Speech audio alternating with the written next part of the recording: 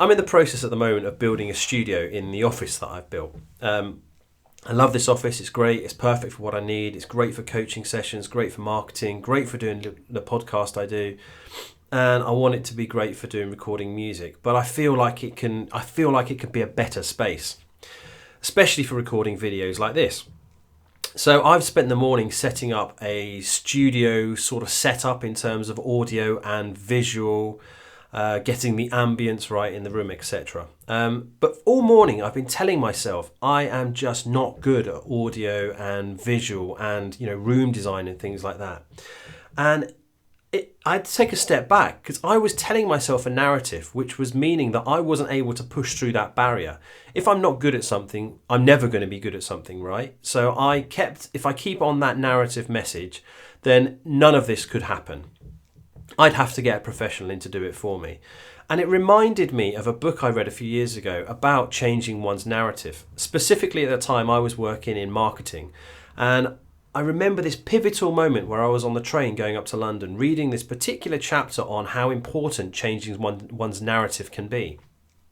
I'd been in marketing for about 15 years and I'd always told myself that the reason I was in marketing was because I wasn't good at anything else. I ended up in marketing, and that became a really powerful negative reason a negative viewpoint that I put on myself. My self-worth was low, my confidence was low, I felt like I was bottom of the food chain, and all the progress I'd made and all the success I'd had I never acknowledged it, I never rewarded myself, I never congratulated myself because the narrative I had was so derogatory. I was reminded of that incident this week when I was having a chat with someone about not being a morning person. And I challenged this person to think, well, maybe you weren't a morning person when you span that narrative to start with. You might have been back at school. You might have told yourself that you didn't want to go to sixth form that day because you're not a morning person.